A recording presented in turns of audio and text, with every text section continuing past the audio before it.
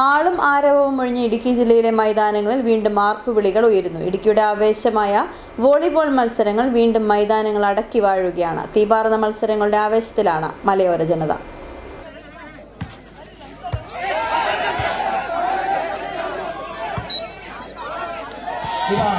കുടിയേറ്റ കാലം മുതലേ വൈദ്യുതിയും ദൃശ്യമാധ്യമങ്ങളും ഒന്നുമില്ലാതിരുന്ന ഗ്രാമങ്ങളിലെ ആബാലവൃദ്ധം ജനങ്ങളും തങ്ങളുടെ പ്രധാന വിനോദമാക്കി മാറ്റിയതും നെഞ്ചിലേറ്റിയതും വോളിബോളിനെയാണ്.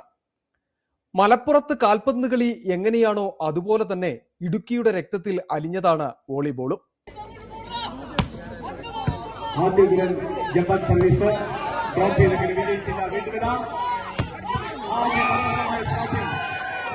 പതിറ്റാണ്ടുകൾക്ക് മുമ്പ് എല്ലുമുറിയെ പണിയെടുത്തതിനു ശേഷം മലയോര മേഖലയിലെ ചെറു മൈതാനങ്ങളിൽ ഒത്തുകൂടുന്ന ഗ്രാമവാസികളായ കർഷകർക്ക് വിനോദത്തിനായി ആകെയുള്ളത് ഈ കളി മാത്രമായിരുന്നു. ചെറിയ മൈതാനങ്ങൾ മതിയെന്നതായിരുന്നു വോളിബോൾ ഇടുക്കിയിൽ വേരോടാൻ പ്രധാന കാരണം.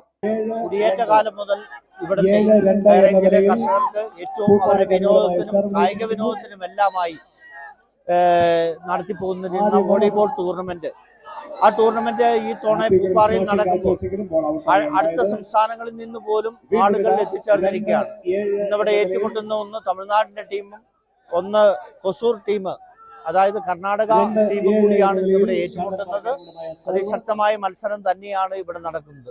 തൊടുപുഴയിൽ നിന്നോ കോതമംഗലത്തു നിന്നോ എത്തിച്ച പഴയ പന്തുകൾ തട്ടിയാണ് ഹൈറേഞ്ചുകാർ വോളിബോളിന്റെ ബാലപാഠങ്ങൾ ഹൃദ്യസ്ഥമാക്കിയത്. പന്ത് പൊട്ടുകയോ നഷ്ടപ്പെടുകയോ ചെയ്താൽ പിന്നെ ആ ഗ്രാമം മുഴുവനും അക്ഷമരായി കാത്തിരിക്കും. തൊടുപുഴയിൽ നിന്നോ കോതമംഗലത്തു നിന്നോ ആരെങ്കിലും പുതിയ പന്തുമായി മല കയറി എത്തുന്നത് വരെ. വാഹനമില്ലാതിരുന്ന കാലത്തും കാൽനടയായി 30-40 കിലോമീറ്റർ വരെ സഞ്ചരിച്ച ടീം അംഗങ്ങൾ പന്ത് കളിക്കാൻ പോയിട്ടുണ്ട്. വിജയവും തോൽവിയുമൊക്കെയായി ജില്ലയിൽ കളി തുടർന്നു. കാലാന്തരത്തിൽ ഗ്രാമഫോണും റേഡിയോയുമെല്ലാം അപ്രത്യക്ഷമായതുപോലെ വോളിബോൾ കളിയും നിലച്ചു.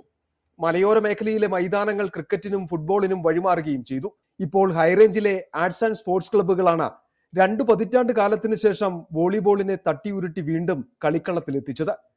പുതുതലമുറ വോളിബോളിനെ നെഞ്ചിലേറ്റിയപ്പോൾ പഴയ കളിക്കാർ പലരും ഗ്യാലറിയിലിരുന്ന മത്സരങ്ങൾക്ക് ആവേശം പകർന്നു.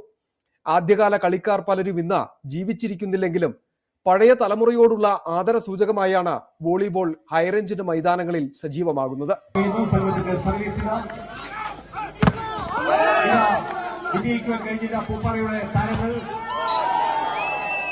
പഴയ നാട്ടുകാരായ കളിക്കാരല്ല കാണികൾക്ക് ഇന്ന് ആവേശം. കേരളത്തിനകത്തും പുറത്തു നിന്നുമായി ക്ലബ്ബുകൾ വില കൊടുത്തു കൊണ്ടുവരുന്ന പുതിയ താരങ്ങളാണ്.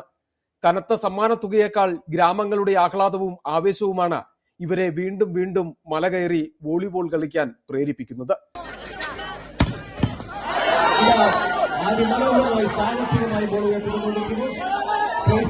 സിറ്റി വിഷൻ രാജകുമാരി.